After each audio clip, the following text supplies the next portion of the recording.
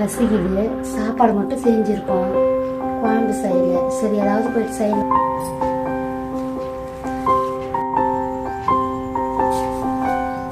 ஃப்ரிட்ஜில் ஒன்றுமே இல்லையே, தக்காளி கூட காலி ஆகிட்டு. சரி ஏதோ ஒன்று செஞ்சு சாப்பிடலாம்.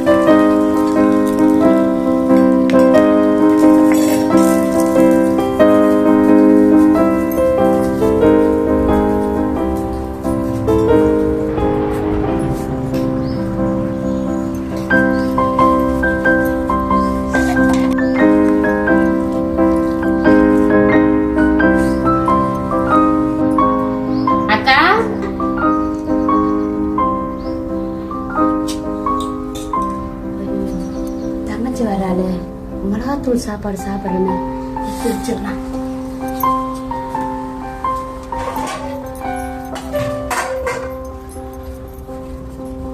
எப்படி இருக்கிற? ஆமா அஞ்சலி, உக்காருமா, தண்ணி எடுத்துன்னு வரேன். சரிக்கா.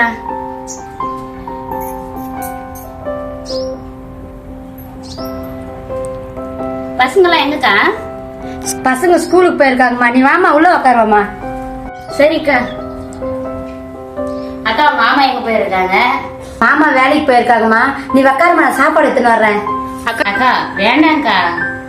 அம்மா கொஞ்சமா சாப்பிடுமா. சரிக்கா, நீங்க கஷ்டப்படுவீங்க. சரி கொஞ்சம் போட்டு நாங்க சாப்பிட்டு போறேன். சரி நீ இருமா, நான் எடுத்துட்டு வர்றேன்.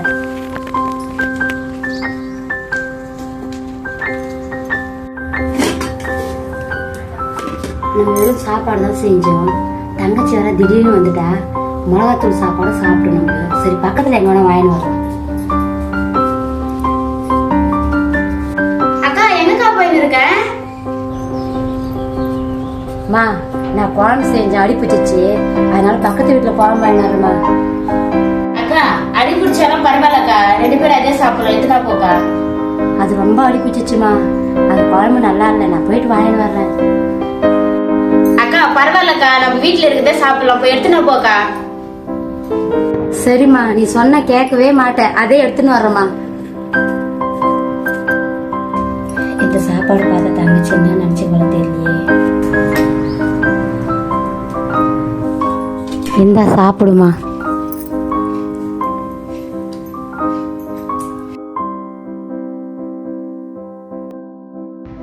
நீ எப்போ சாப்பிடு. சரி நம்ம தங்கச்சிக்கு அது போடக்கூடாதுன்னு தானே பக்கத்தில் வாங்கிட்டு. அக்கா இப்போ எதுக்கு அதுதான் கவனிப்பாங்க. உன் தங்கச்சிக்கா உன் வீட்டில் எது இருக்குது அது போடுது, அதை சாப்பிட்றேன். எதுக்காக நீ போய் பக்கத்து வீட்டில் கல்யாணம் கஷ்டம்.